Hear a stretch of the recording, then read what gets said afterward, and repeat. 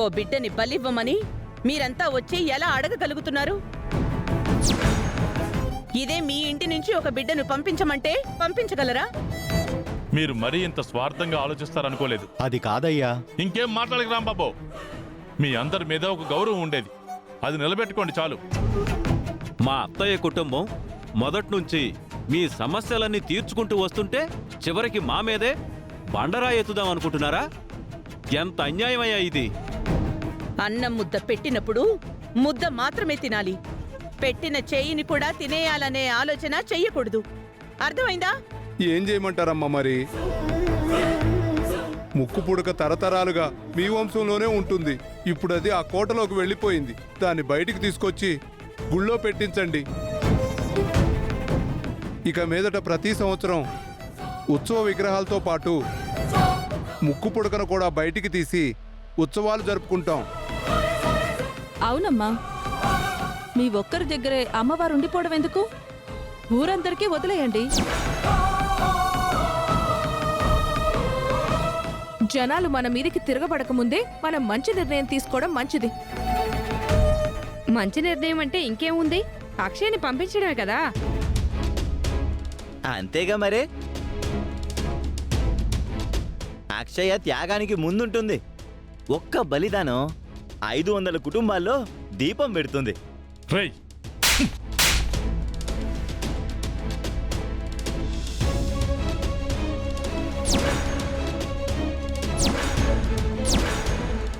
మళ్ళీ ఈ మాట నా ఉంటే చంపేస్తాను. చంపేయండి మావయ్య గారు. ఇలాంటి కొడుకు ఉంటే ఎంత పోతే ఎంత. ఏంటయ్యా ఎక్కువ మాట్లాడుతున్నావు? మంచి బీపీ మీద ఉన్నాను. నన్ను రెచ్చగొట్టుకో, నువ్వు చచ్చిపోతావు. నా గురించి ఎవరూ గొడవ పడకండి. అమ్మ వచ్చిన తర్వాత ఏది చెప్తే అది చేస్తాను.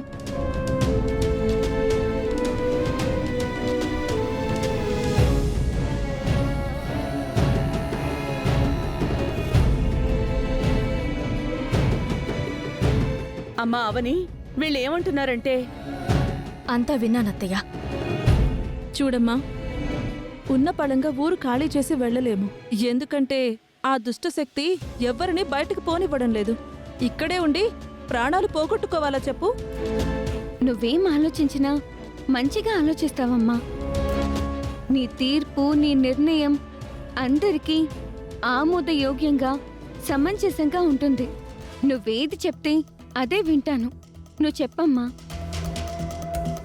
అమ్మ ఏం చెప్తుందమ్మా? కుదరదనే అంటుంది. పరిష్కారం మరో మార్గంలో చూసుకోవాలి, కానీ నిన్ను అడ్డం పెట్టంటే ఎలా అవుతుందమ్మా? అమ్మా అవని, నువ్వైతేనే వీళ్లకు సరైన సమాధానం చెప్తావు. ఈరోజు వీళ్ళు అడిగిన దానికి వీళ్ల మీద నాకున్న అభిమానం చచ్చిపోయింది. బుద్ధొచ్చేలా మాట్లాడమ్మా. అక్షయని నేను చిన్నప్పుడే దూరం చేసుకున్నాను.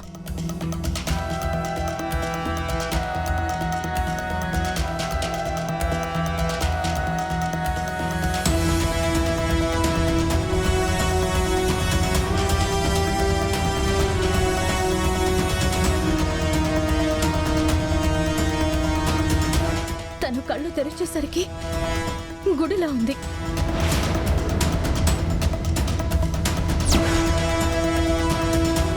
నేను కళ్ళు తెరిచేసరికి నా పక్కన లేదు. పాప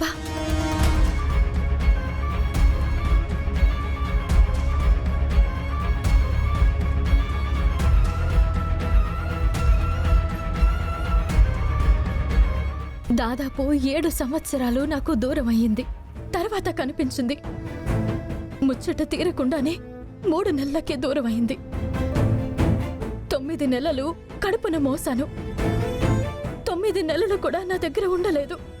అప్పటి నుండి నా కన్న పేగు ఎంతలా విలవిల్లాడిపోతుందో నాకు మాత్రమే తెలుసు.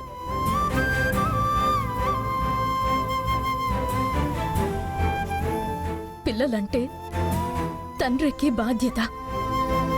అందుకే తల మీద మోస్తాడు. పిల్లలు తల్లికి పంచ ప్రాణాలు.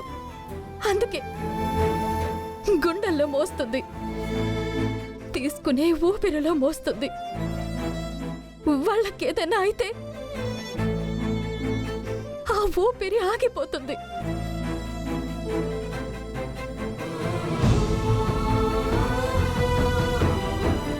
అటువంటి బిడ్డను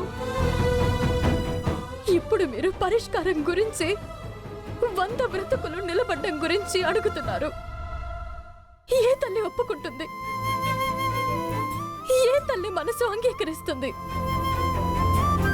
కన్న తల్లే చెప్పింది కదా, ఇక బయలుదేరండి. కన్న తల్లి నిర్ణయాన్ని ఊరు కాదు కదా, సుప్రీంకోర్టు కూడా ధిక్కరించలేదు. బయలుదేరండి, బయలుదేరండి. ఆగండి.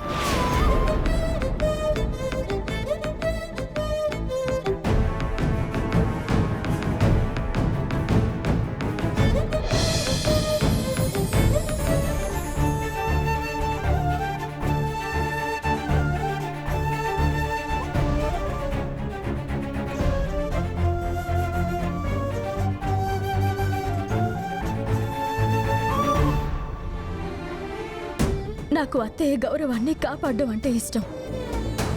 రేపు మీరు నా అత్త గురించి చులకనగా మాట్లాడుకోకూడదు.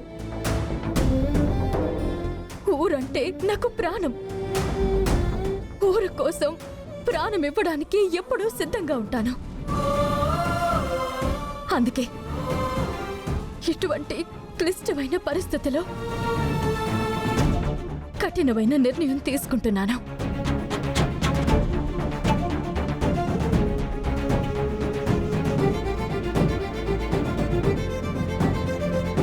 ఊరు కోసం నా బిడ్డని శవాల కోట దగ్గరికి పంపించడానికి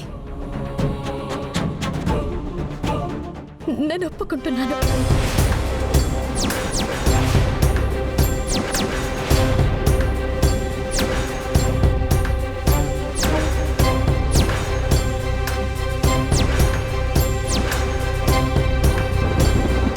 వశీకర అడిగిన విధంగా అక్షయ్ని దాని దగ్గరికి పంపిస్తాను.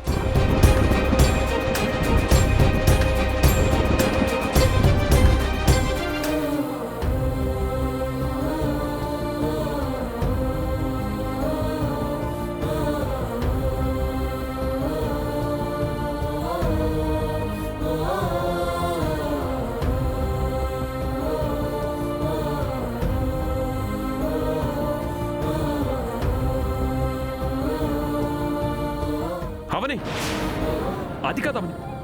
ఇంకేం మాట్లాడుకు బావా. ఏమైంది నీకు? ఎందుకు ఇలాంటి తప్పుడు నిర్ణయాన్ని తీసుకుంటున్నావు?